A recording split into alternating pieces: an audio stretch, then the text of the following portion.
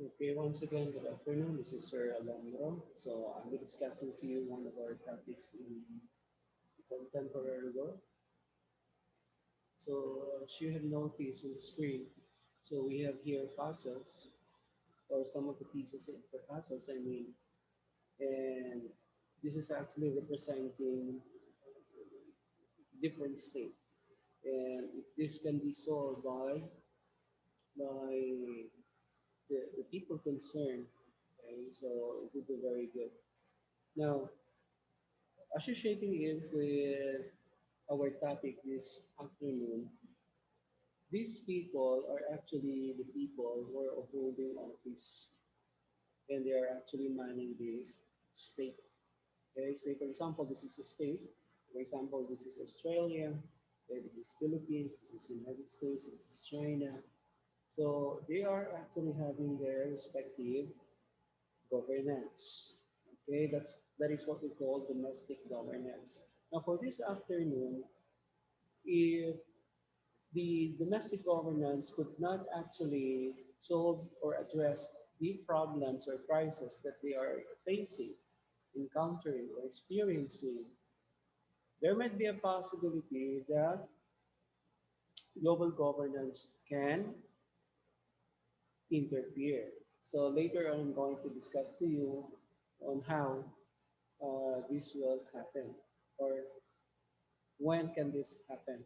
Okay, so for today's outcome, okay, or the desired learning outcome that we have, so we should be able to explain global governance, of course, identify the roles and functions of the United Nations, identify the challenges of global governance in the 21st century, and the last, of course, we have to explain the relevance of the state and globalization. Now, so as part of my motivation, so I have already imparted it to you. So ito po yun siya. Okay? So sabi ko nga kanina, kung hindi po marisolba ng mga bansa yung kanilang mga problema, at ito ay hindi na po kaya ng government mismo. So there might be a tendency na pwede pong panghimasukan with the approval, of course, of the people who are actually manning the state, okay, to interfere, okay, in their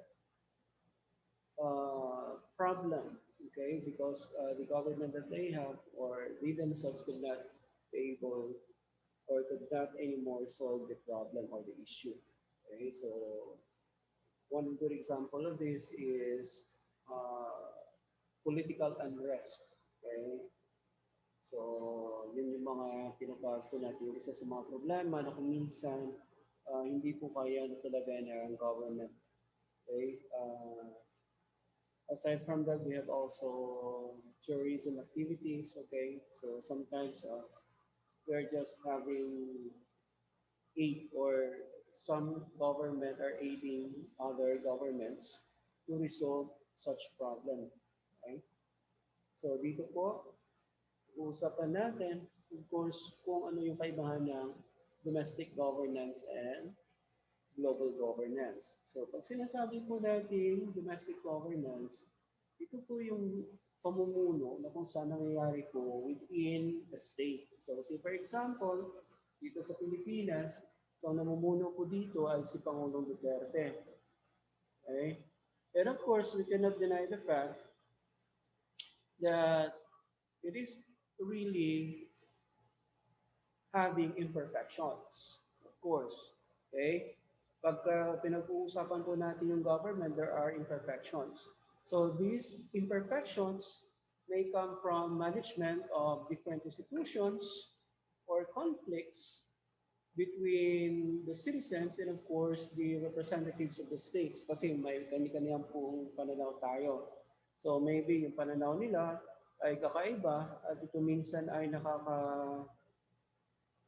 violate sa mga batas na meron tayo. And so therefore, they will have this problem with our uh,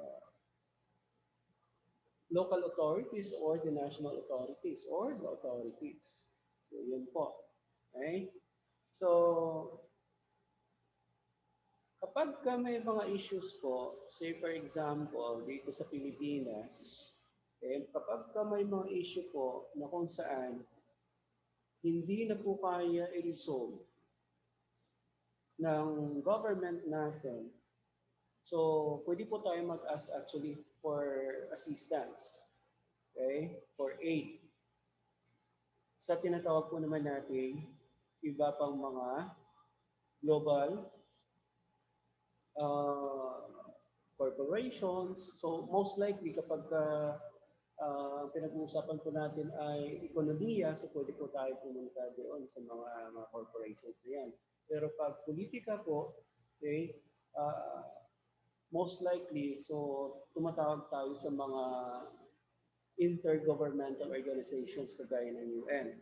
So, ang UN ay isa sa mga examples ng mga entities na mayroon pong tinatawag na global governance. Okay? So kapag hindi na po kaya, so global governance may help actually. Okay? So, bakit po? Kasi ang global governance can play a facilitative and constraining role, but it scarcely plays a determinant and sometimes predominant role. Okay? So kapag may mga political issues po tayo or crisis, okay, or mga terrorism activities, say for example, yung nangyari sa Syria, okay, so nag-intervene po doon yung UN, okay, kasi hindi na po kaya ng Syrian government and of course, nag-asa po rin sila ng help galing sa UN, okay, para i-resolve yung issue nila with ISIS. Okay, so isa po yan sa mga example. Okay, so ano nga ba ang global governance? Okay, so pag sinasabi po natin global governance, according po kay Wise and Takor in 2010, so they define global governance as what? As the sum of laws, norms, policies, and institutions that define, constitute, and mediate relations among citizens, society, markets, and the state in the international arena. Okay? So doon po pumapasok yung mga tinatawag natin mga wielders, okay? And objects of international public power. So may mga entities po tayo minsan na uh, kung saan mayroon po silang tinatawag na uh, international public power. Okay? Kung saan pwede silang makisawsaw, okay? Makialam, okay? Kapag necessary na po talaga. Okay? So, ayan. So, isa nga dito sa example natin, okay, based na rin dito sa book natin. So, we have one of the entities, okay, na sikat din po sa buong mundo, of course. Okay? So we have the United Nations. So bago ko lang makalimutan pala, aside from United Nations, so we have also EU. Okay? So say for example dito, ano naman nagawa ng EU? Yung European Union. Okay? So gamitin natin yung issue patungkol kung sa tinatawag nating Duterte's campaign on drugs, okay, illegal drugs, yung sinasabi nating uplan-tukhang. Okay? So, nag-intervene din po dito yung European Union, okay? Kasi nakikita nila na itong uplan-tukhang dati ay mukhang nalalapag po yung karapatan ng mga karamihan sa mga biktima. Okay? So nagkaroon tayo ng tinatawag nating extrajudicial killing. Okay? So pag sinasabi po nating extrajudicial killing, yan po ay isang pagpatay na hindi po dumaan sa tamang proseso o sa procedural due process or sa mismo due process of law. Okay? So ayan. Kasi pag sinasabi nating judicial killing, yan po ay dumaan sa paglilitis. And until such time, you will have your verdict, at yung verdict na yan ay death sentence. And if that sentence will come, okay, so when a person or when a convict died, okay, out of the verdict, so that is still part of what? Judicial killing. Okay? Kasi meron tayong tinatawag na death penalty na batas. Okay? So kung walang death penalty, guys, at hindi po kayo, say for example, nagkasala ka and then hindi po tama yung procedure na ginawa ng mga arresting officer natin sa iyo. Kalamitan kasi nangyari noon, sinasabi ng mga police officers natin, nanlaban. Di ba? So, nanlaban. So, doon nakita na maraming foul play na nangyayari sa operation ng ating kapulisan. At ito ay nagdulot ng kaba, hindi lamang sa mga Pilipino, kundi pati na rin sa mga international organizations, kagaya ng European Union. At dumating pa nga sa punto na nagsabi yung European Union na i-boycott ang Pilipinas. Hindi na sila kukuha dito ng mga agricultural products na ini-import natin sa kanila or ini-export, natin sa kanila. Okay? So malaki din yung tinutulong actually ng export po natin. Kasi iba pong ang pinaglalagakan po natin ng export agricultural products po natin ay isa na dito yung European countries. Okay? So member din po sila ng EU. Okay? So isa yun sa mga threat actually. Okay? So sabi naman ni Pangulong Duterte, go ahead. Di ba? Go ahead. Wala kaming pakialam. Okay? So ayaw ni Pangulong Duterte na sumausaw at i-threaten siya through boycotting. Kasi malakas din loob ng presidente natin. Okay? Hindi nga lang ganoon din kalakas yung stand niya ngayon pertaining naman dito sa tinatawag nating agawan sa teritoryo. Mukhang humina ata yung loob ng presidente natin. And to think that mayroon naman tayong kakayanan, pero hindi nga lang ganon. And siguro, for Duterte, or President Duterte, makikita niya siguro yung disadvantage para sa atin. Kasi if you're going to look at it, tama yung sinabi niya na parang nagpakamatay yung mga tao niya pag nangyari na tayo yung mag-initiate na tinatawag nating hakbang tungo sa isang giyera. At hindi po yan pinapayagan ng Constitution actually. Okay? Labag po yan sa Constitution na tayo mo yung mag-initiate ng giyera. Pwede tayo defensive move. Okay? So yun po yung nakasaad sa batas. Okay. So yun po yung dalawa. Pwede rin po ASEAN, okay, pag ito ay economic, okay, na crisis. Okay? So yun po yung mga tinatawag nating entities na kung saan napabilang po dito o mayroon pong say kung pag-uusapan po yung tinatawag nating global governance, of course. Okay? Pero of course, ASEAN is somewhat, ang kinikater niya lang talaga ay yung dito lang sa Southeast Asia. Okay? Yung EU supposedly, yung European League lamang. Okay? Yung European countries lamang. Pero of course, alam na natin na kapag taga-West, most likely nakikisawsaw talaga. Especially when most of the people are already affected. Okay? Especially when there are political unrest, tourism activities in the area, of course, economic crisis. Okay? So, pumapasok po yan sila. Okay? Kapag talagang kinakailangan na. Sometimes they don't want to compromise also. Okay? When the need arises, really, that is already badly needed by a government, so dun sila papasok. With, of course, the approval of the host country or the host state. Okay? So, yun po yun. Ayan. Now, papasok tayo ngayon sa tinatawag nating United Nations. Okay, so papalit po ako ng ng slide. Okay. So, ipasok natin itong okay. Share natin itong ito siya. Ayan.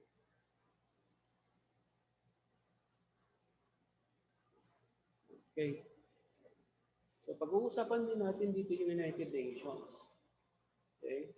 So, according sa ating author, ang United Nations po ay isang intergovernmental or international intergovernmental organizations. Okay, INGOS po ito. Okay? Kung saan this is designed actually to make the enforcement of international law, security, human rights, economic, and social progress easier for countries around the world. So, yun po yung kanyang hadikain. So, sa kasalukuyan, ito po ay mayroong 193 members. Okay? So, countries po ang pinag-uusapan natin at yung kanyang headquarters this time is in New York City. Now, may tatlo po tayo na hindi nakasali po dito. Okay? Sa tinatawag nating UN. So, una, yung Vatican City. Okay? We have Taiwan and Kosovo. So, yun po yung tatlong mga entities. Okay? Kasi yung Vatican, hindi naman siya talagang bansa. Okay? So, cleric kasi yung ano niya. Okay? Clergy kasi yung namumuno doon. Okay? Isa siyang organization, okay? Church organization. Yung Kosovo and Taiwan, of course, yung iba, sinasabi na independent country siya. Pero yung China, nagsasabi that Taiwan, okay, formerly known as Formosa, ay hindi po siya independent country for China. So, for them, Taiwan is still part of the mainland China. So, yun po yung pananaw ng China. Okay? Pertaining to the status of Taiwan. Okay? Pero yung ibang bansa naman, of course, tinitingnan nila, ang stand naman nila, ang view, ang point of view naman nila, Taiwan really is independent uh, country already. So, same true with Hong Kong. So, yun din yung case ng Hong Kong, guys. Okay? So, kung makakita ninyo last time, so maraming protesters ang casualties doon sa ginawa nilang demonstrations. Okay? Kasi nakikisaw-saw pa rin yung China doon. Okay? Isa din yun sa problema ng Hong Kong actually. Okay? Kasi some of the leaders in there na gusto sana ng mainland China ay manggagaling talaga sa mainland China. Okay? So yung gusto naman ng mga citizens ng Hong Kong, hindi pwede. Wala dapat na uh, leader na magagaling sa mainland China, kundi doon lamang sa Hong Kong. So yun yung mga problema nila. So nagkaroon na rin yan ng natin dyan, mga hakbang. Ginawang hakbang yung Hong Kong, pero of course, medyo malakas talaga yung China this time. I just don't know what was the aftermath kung nagkaroon na talaga kasi there was an election that time. So, hindi ako nakapag-ano ulit. Pero isa yan sa mga problema din ng Hong Kong. Okay? So, ayan. So, let's have first the history of the United Nations. So, ito po silang dalawa ang nag-coin ng tinatawag nating pangalan, the name of the organization. So, they call it as United Nations. So, this is Winston Churchill. Okay? Sorry, this is Winston Churchill of Great Britain. and Franklin D. Roosevelt. This one. Okay? So, yung predecessor po ng United Nations ay tinatawag po nating League of Nations. Kaso nga lang, yung League of Nations, hindi po siya naging successful in preventing World War, another World War. Kaya nagkaroon tayo ng World War II. Okay?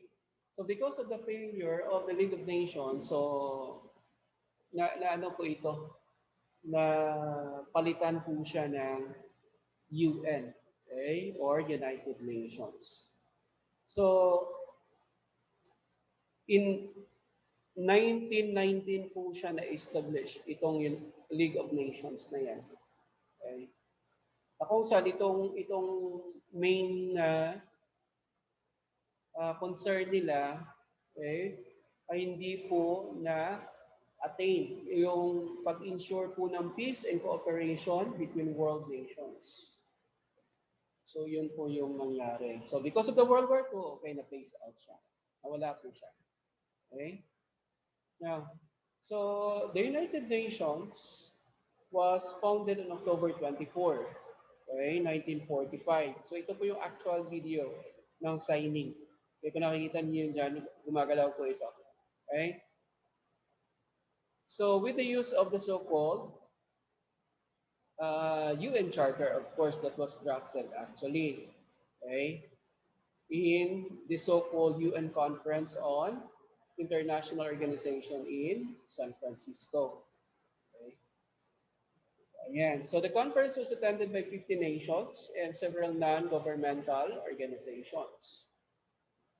So yun po ang kanyang pagka-constitute.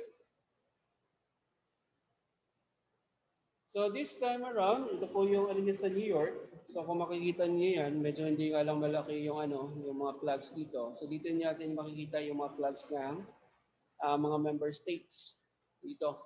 Okay? So ito po yung kabungan ng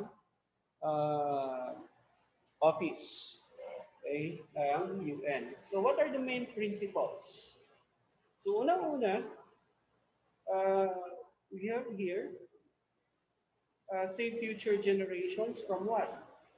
Una, sa giyera, war. Ayaw na ng UN na magkaroon pa ng World War III because this would be very disastrous for us.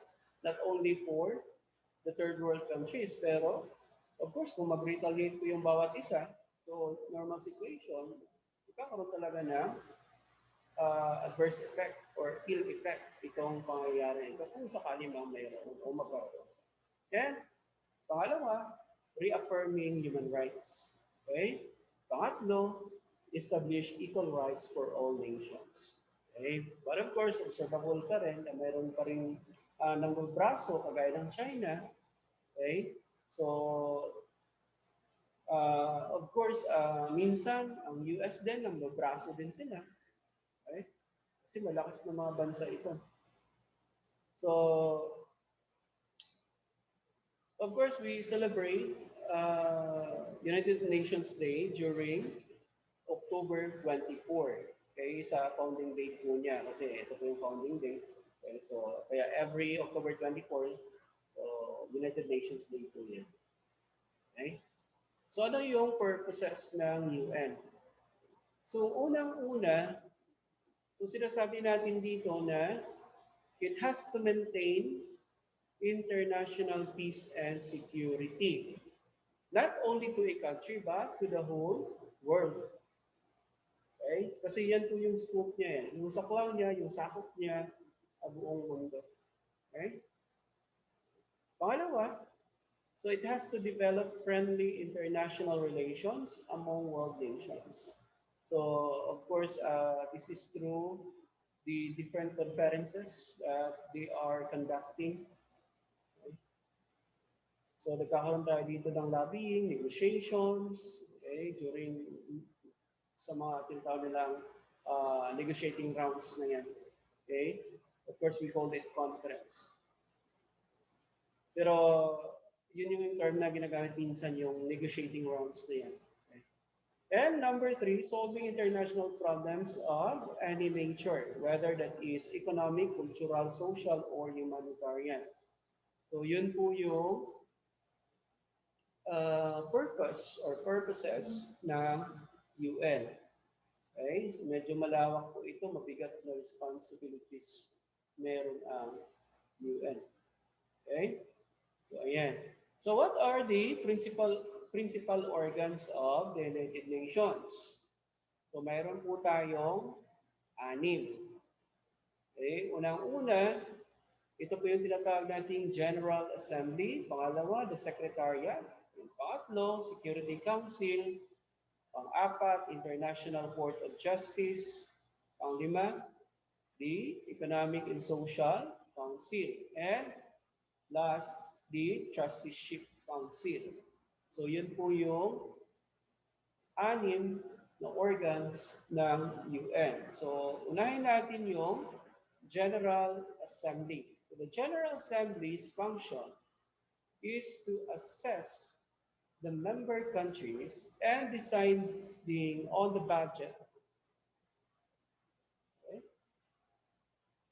So yun yung main function ng General Assembly para po mag-i-assess yung mga miyembro nito at siya din po yung nagtatakda o nagdi-decide, okay, patungkol po sa tinatawag nating national or annual budget. Okay? So, the General Assembly is the only organ, okay, where every member state is well represented.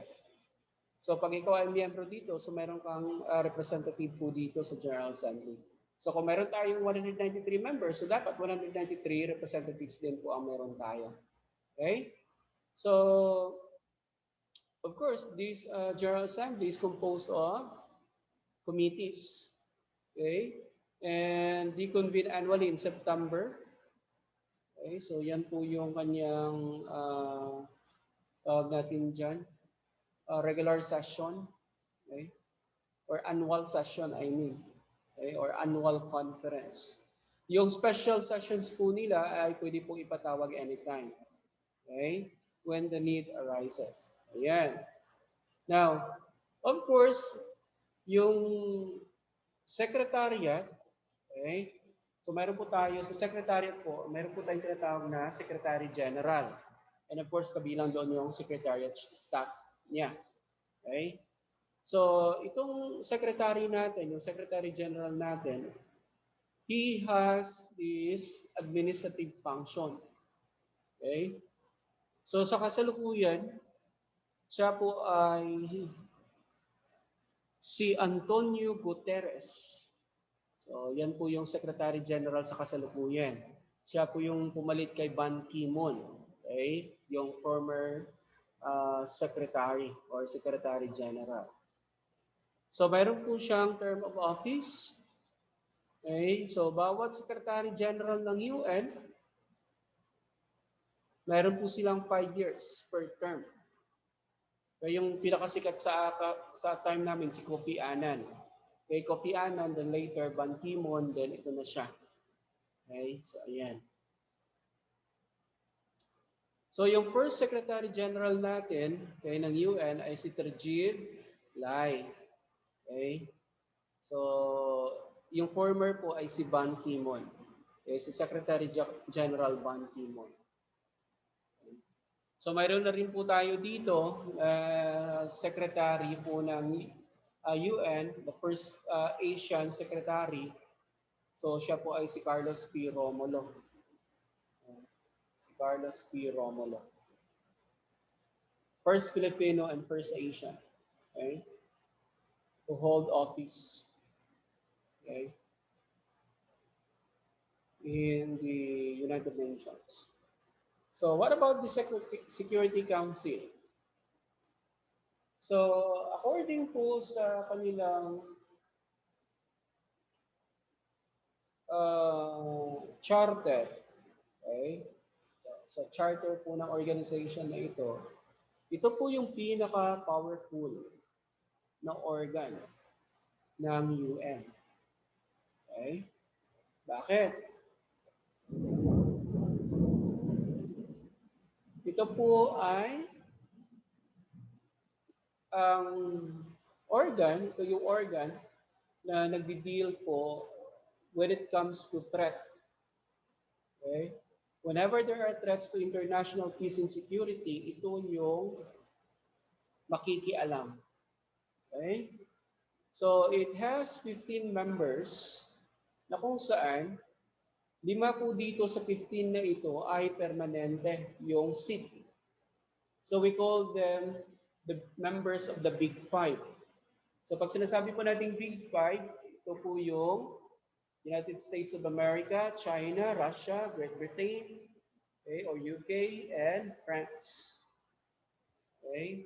So yun po yung mga bansa na mayroong permanent seats in the Security Council. Pero ito po ay binubuo ng 15 members. So permanent members have veto power when the council decides on important issue. So ano po yung mayroon tayo dito? So say for example, ayaw makialam ng China. Ayaw makialam ng Russia doon sa ISIS crisis na nararanasan ng ng Syria. Okay? So hindi sila mag-aak. Okay? Kasi pwede silang neutral minsan eh. Okay? O kaya kung meron silang gusto na so for example, yung Britain, France, and USA, may gusto sila, pwedeng i-veto ng Russia at China. Okay? Vice versa, of course. Kung may gusto naman yung Russia at China, kaya hindi rin gusto ng US, Britain at France, so pwede nila i-veto. Okay? So pertaining po yun sa mga issues na kinakaharap po ng buong mundo. Okay? O ng mga bansa sa buong mundo. Okay. So we have also the International Court of Justice. Okay?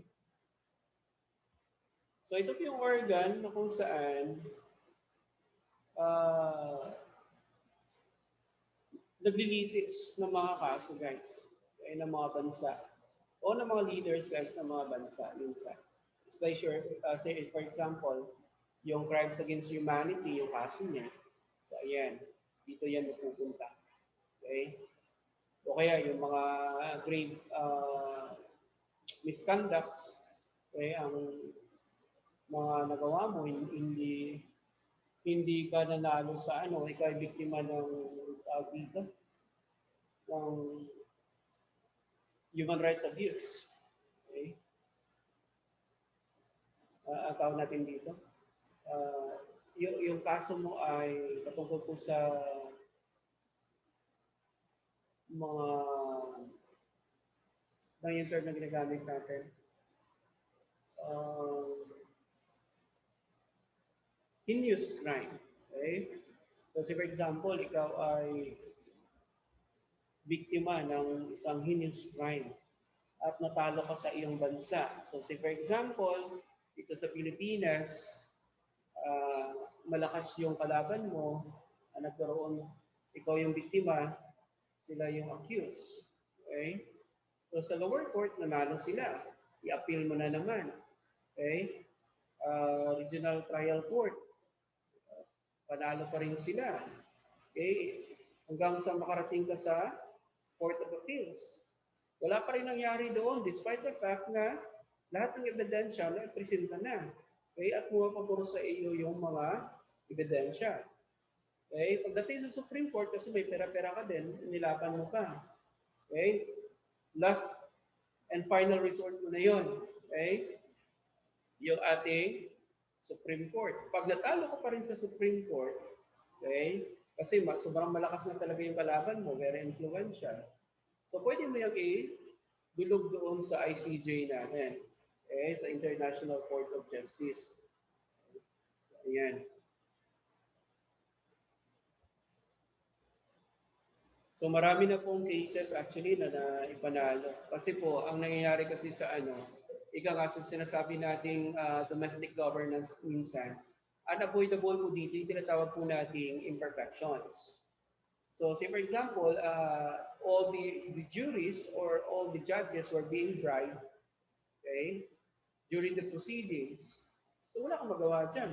Kasi pera ngayon ang kalaban mo. So kung ikaw na medyo hindi ganun kadami yung pera mo, at yung kalaban mo ay sobrang dami ng pera, influential ka, so minsan, nawawala sa iyo yung tinatawag nating justice. Okay? Despite the fact na lahat ng ebidensya ay itinuturo sila. Okay? So ayan. So the International Court of Justice is consists of 15 judges elected by the General Assembly and Security Council. So this Court of Justice applies international law, okay? Kung saan ito po yung sinusunod ng mga bansa in terms of dealings with other countries. Okay? So the ICJ also not bound by precedents and no appeal can be made by parties to its judgment. Okay? So ayan. So sa problema naman natin po with regards to our theory, territory, I mean, even though the arbitral court, okay, came up already with its verdict, okay, initsapwera lang yun ng China, guys. Okay. Kasi ang problema naman ng UN kasi, guys, wala siyang tinatawag na police power. Although may court siya, pero walang magpapatupad doon sa tinatawag nating verdict na ginawa niya. Okay? Unlike po sa domestic governance, mayroon siyang sariling authorities na magpapatupad ng sinasabi ng korte. So, say for example, dito sa atin, say for example, ako, may kaso ako, convicted ako. So, after ng hearing, kung last hearing ko na yun, verdict time na, at ako ay convicted, okay? So, automatic makukulong ako. Pero sa UN po, ito po yung problema natin talaga. Kasi wala silang authorities na siyang magpapatupad ng ginawang verdict. Okay? O pinakaw na desisyon. So tingnan niyo lang yung ginagawa ng China. Okay, we are having this 9-dash line. Ngayon, 10-dash lines na ata yun.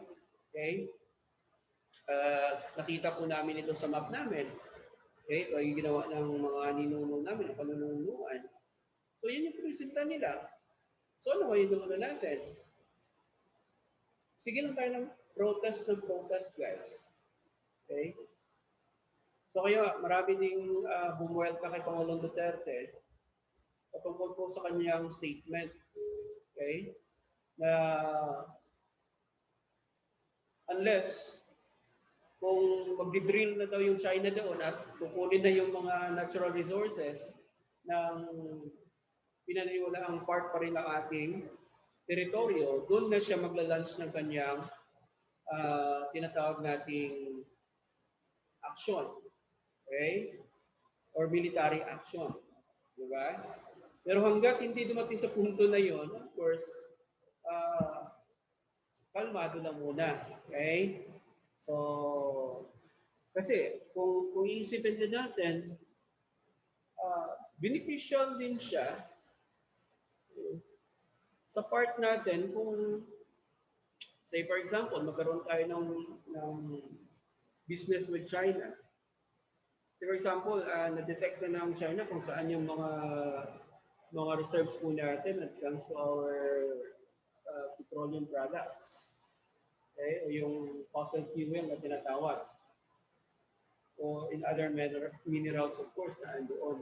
So, mangyayari, say for example, mag-grant sa atin si China na, okay, 60-40 tayo. Okay? 60% sa amin kasi kami yung magpupondo. Okay? 40% sa inyo, Pilipinas. Okay? Of course, kung ganyan yung ano natin, pwede siguro kasi kikita pa rin tayo. Ang hindi nga lang kagandahan dito, maubos yung resources natin. Okay? Na iba yung nakikinabang. Since wala kasi tayong kakayanan, mismo, even the government itself, wala siyang ganung kalaking pondo na pwedeng ma-start up. ng isang petroleum refinery o ano, petroleum, ang tawag natin dito, company, na kung saan siya yung maglilinaw doon sa Southeast Asia, sa West Philippine Sea na area. Okay? So, kung sana, kung mayroon lang, okay, sa last time kasi ang US nag-offer pero hindi ata nagustuhan.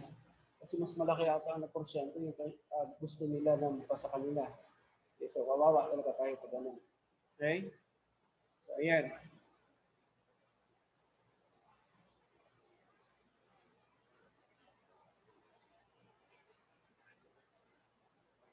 So, of course, yung ating pong International Economic and Social Council and the Trusteeship Council, okay, so yan po yung isang organ po ng UN o dalawang organs po ng UN na kung saan pag meron pong economic and social problems or issues na pinakaharap, so ito sila ipapasok. So, yung trusteeship, of course, yung sino yung mga kinikilala natin mga fathers. Okay? Sila yung tawag natin, uh, bumubuo, okay? O nagpo-formulate kung anong nararapat para sa organization na yun. Okay? Yan. So ano nga ba yung meron, ano nga ba meron sa charter? Okay? So yung United Nations Charter, isa po itong treaty. Okay? Kung saan it forms and establishes the international organization.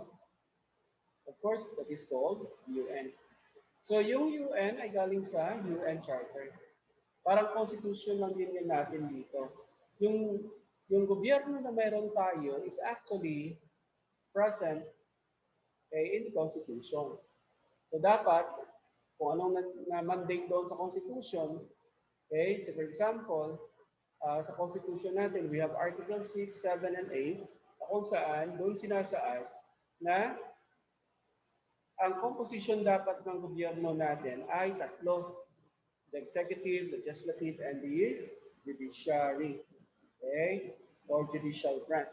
So dito naman, so ang bumuo naman sa tinatawag nating UN, okay,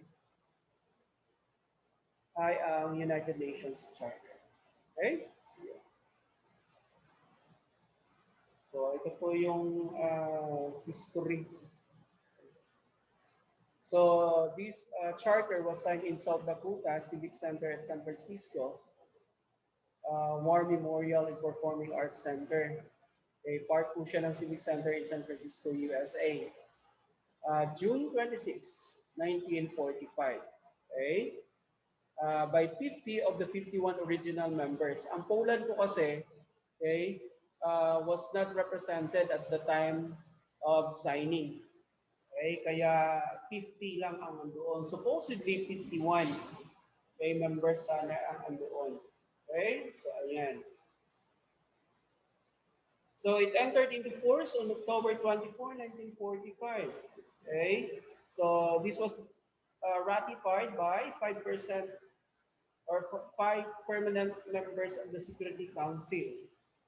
Okay, so China, France, the Soviet Union, the Union of Soviet Socialist Republics, the United Kingdom, and of course the United States, and a majority of other signatories. O yung big five talaga. Okay? So ayan po yung preamble. Ayan. So preamble, the word preamble came from preambulare. Okay? So which means to walk before. So para ba itong synopsis niya? So kapag binasa mo yung synopsis niya, alam na kung anong nilalaman nun. Okay, yung text, ano nilalaman ng text na yun. Okay? Ayan, o yung unang libro na yun. So yun po. Okay? So ano pong nakalagay sa chapter 1 ng charter? Okay, it set forth the purposes and the principle of the United Nations. Kasama po dyan yung maintenance of international peace and security, of course. Okay? So ito na po yung breakdown. Ayan. Yung purposes. Okay? Ayan. Okay? So, balik po tayo doon sa isang slide. So, yun po yung UN. Okay? So, ayan.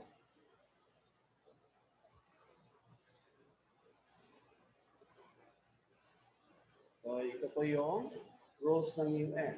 Okay?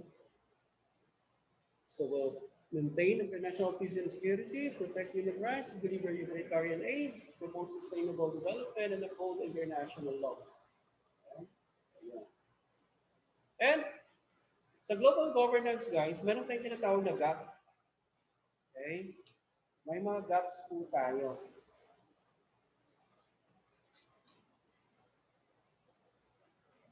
So, unang-una, meron tayong tinatawag na knowledge gap.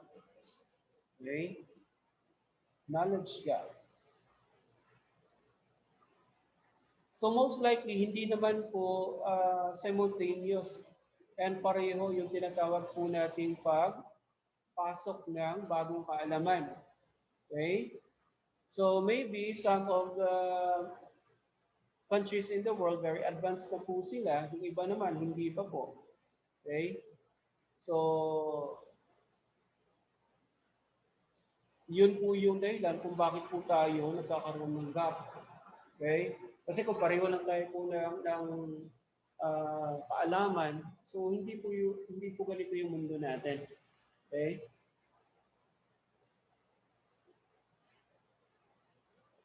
So, kailangan natin ma-explore. Okay? Ayan.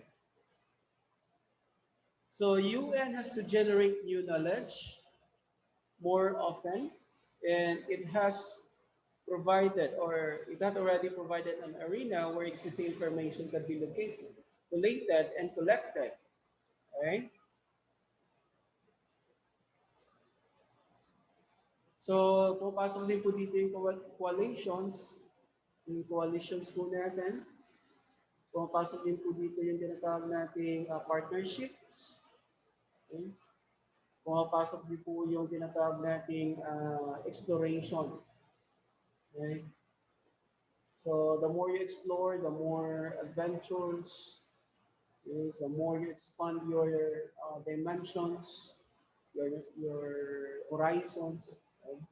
So, doon po tayo nagkakaroon ng pag-i-click ng tinatawag nating gap when pertaining to knowledge. So we have also normative gap. Okay? So pag sinasabi naman nating normative gap,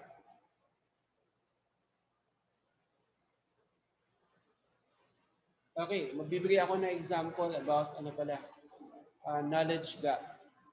Okay? So unang una, dito sa Pilipinas, hindi pa tayo nakaka-experience talaga ng sinasabi nating storm surge. Okay? Ang tingin natin kasi, bagyo, kaya yan. Di ba? So, nung dumating si Yolanda, okay, that was November 8, 2013. So, akala natin, yung sinasabi nating super typhoon ay kagaya lang din sa tinatawag nating typhoon na naranasan po ng mga areas dito sa Pilipinas. Okay? Only to find out later on that that typhoon was the strongest typhoons. One of the strongest typhoons recorded in the history that hit Philippines. Okay? So dahil dito po guys, sa pangyayari na ito, nagkaroon po tayo ng thorough research on how to prevent, okay, the same event. Okay? So sinasabi dito na yung isa sa mga problema natin ngayon ay yung ubos ng ating mga virgin forest. Okay? And leading, especially pag nagkakaingin po tayo, okay? So, nagkakaroon po tayo ng tendency na iinit yung mundo po natin. So, that is why after how many meetings. So naagrihan na rin po nila through a treaty. Okay? Yun po yung sa Treaty of Paris or the Paris Treaty, I mean, okay, pertaining to uh, global warming, okay, and climate change na treaty. So, ang isa sa mga commitment po nila doon ay i-lessen nila yung tinatawag po natin paggamit ng fossil fuel. So, kung mapapansin niyo before, during the first year of Duterte or President Duterte, okay, umayaw po siya. Ayaw niya mag-sign doon kasi sabi niya, bakit i-limit yung paggamit? Hindi pa nga tayo highly industrialized country. Okay? Pero of course, later on, he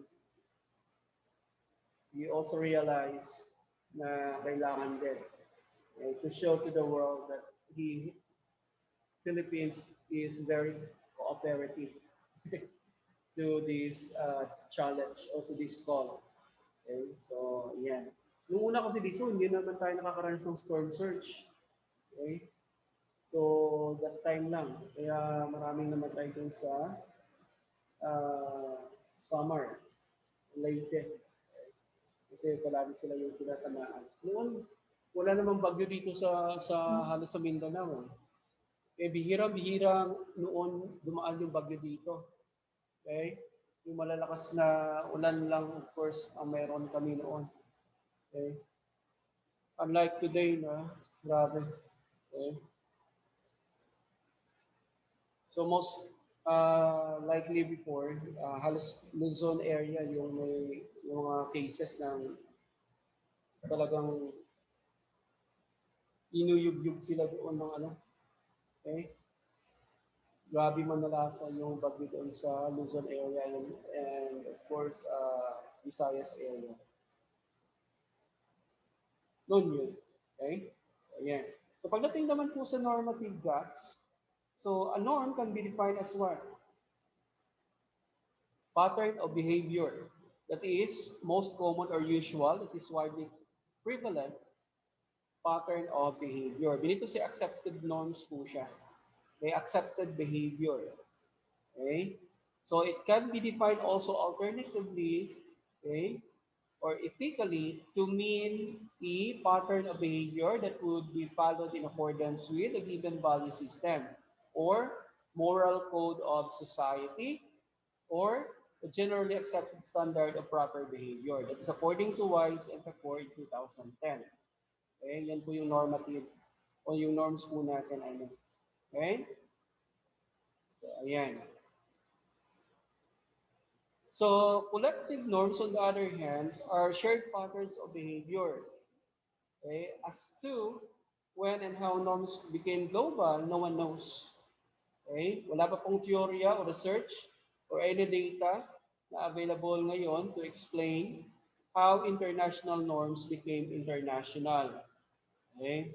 Kasi may mga sarili-sarili po tayong mga standards ngayon, standard norms. May sarili-sarili po tayong sinusunod na mga value system, moral system. Okay? Baka kasi sa iba, moral siya, sa atin hindi. Okay? Baka yung iba naman, ang practice natin dito ay immoral, pero sa atin hindi. Okay? That's why sometimes you are encountering this what we call culture shock. Ay, pwede pala yun sa kanila. Eh, ba't sa atin sa Pilipinas, hindi? Okay? Ay, pwede pala yun sa inyo, bakit sa amin hindi? Yun. So, minsan, yun yung mga statement na naririnig ninyo. Okay? So, ayan. So, depende po yan, ha? Depende po kung anong uh, practice, belief, culture, okay, religion, race, ang mayroon po tayo. Kasi nakadepende po yan minsan. Okay? And, of course, number 3, we have the policy gap. Okay? So, pag sinasabi po natin polisiya, according kay Pecor and Wise pa rin, in 2010, it is an interlinked set of governing principles and goals and the agreed programs to action to implement those principles and achieve those goals. Okay. So, yun po yung policy. Okay? So, bakit nga ba tayo nagkakaroon ng policy gaps? Una, okay? Ang challenge po kasi dito ay ganito, dalawa po. Una, sino-sino yung mga actors and the relevant policy makers. Okay? Pangalawa,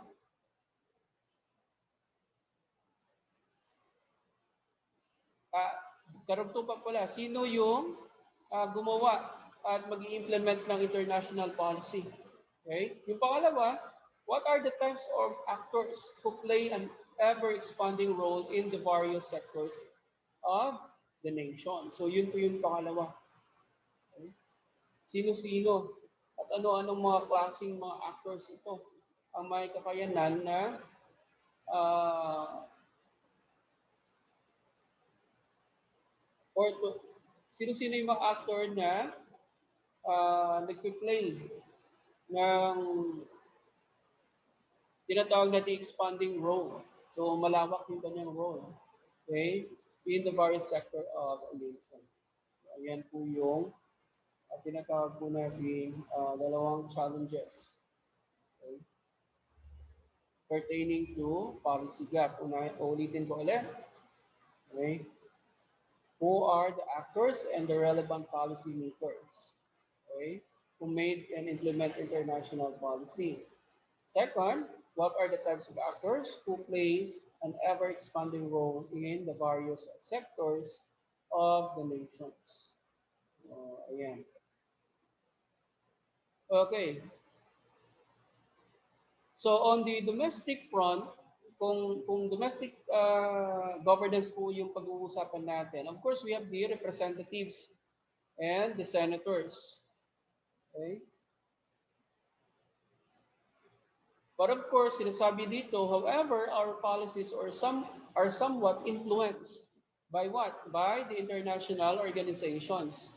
Okay, na kung saan kabilang po tayo. Okay? So, yun po yung domestic governance na mayroon po tayo. Okay? At ang mga actors po natin, okay? Sila po ay ang representatives natin. Yung mga senator. Okay, the members of the Congress, I should say. Okay? So to put things in balance, so the policy makers at the UN are actually the world's body's principal political organs. Okay? The Security Council and of course the General Assembly. Kasi well represented naman po tayo sa General Assembly. So kung anong pag-uusapan doon patungkol po sa tinatawag natin budget at kung ano po yung meron na mga issues doon. So dinudulog po rin yan sa, of course, sa tinatawag nating meeting. Okay? So tinatalakay din po yan sa mga meeting. Okay?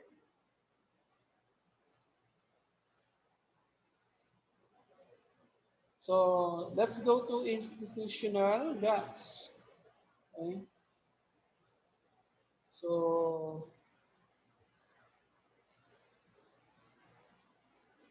of course, yung batas po natin dito, hindi po yan applicable doon sa UN kasi internal po yan. Domestic laws po meron tayo. Okay? So yung batas po ng US, hindi po siya applicable dito at hindi rin siya applicable para sa buong mundo. It's only for US. Okay? So, ayan. And we have also institutional gap. So policies created, whether international or national, must be housed in an institution that has resources and autonomy.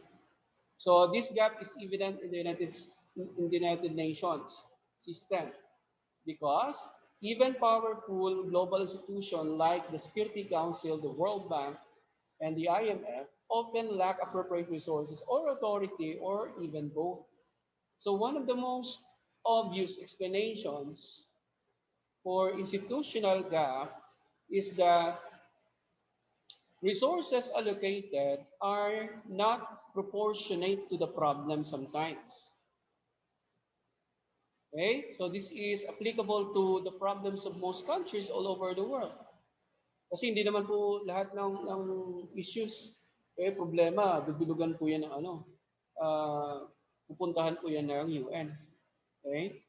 However, of course, in most common na mga kaso po, say for example, uh, improving the welfare of women, okay, children and human rights protection, and the proliferation of HIV/AIDS. So, yan po yung, of course, main concern po na UN.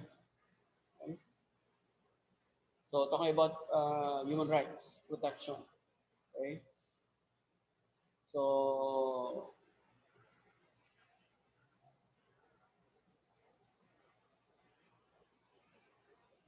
yun po yung meron tayo pagdating po sa institutional gaps. So, the source of ideas about filling institutional gaps is still more likely to be governments and IGOs, international government organizations, than non-state actors o yung mga NGOs po natin.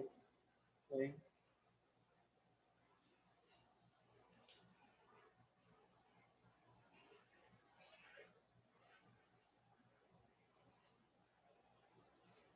So example po natin dito with regards to programs, okay, of the UN, we have the UNICEF, okay, para po yan sa welfare ng mga bata. So, United Nations Children's Fund. Okay, so funds are allocated by the state to support this program. Of course, in the Philippines, this particular fund will be given to the Department of Social Welfare and Development, o sa DSWD po natin. So this department is the one implementing the protection of welfare of children. So dapat may mapunta sa kanila. Okay? So nagkakaroon po yun sila ng collaboration. Okay? And the last, of course, we have the compliance gap. So compliance measure must be include mechanism to identify defections and defectors from agreed upon norms and commitments in the realm of international governance, as well as incentives that reward cooperation and disincentives or disincentives in these incentives that pushes defection, including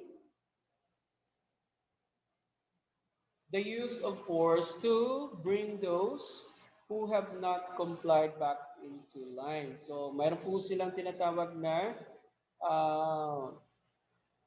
incentives. Okay? Pag ikaw ay compliant doon sa ni-require sa iyo ng UN, so most likely you will be having incentives, of course, that could be through the help, okay, na ibibigay sa iyo whenever you are having such problem.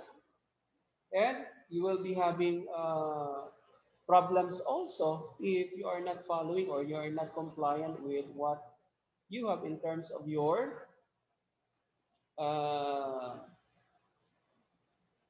laws or yung under kung anong meron sa charter doon. Eh kung nakakalabag po kayo, if you are always violating provisions, na mayroon po yung tinatawag nating charter na kung saan member po kayo, so most likely you will be facing charges.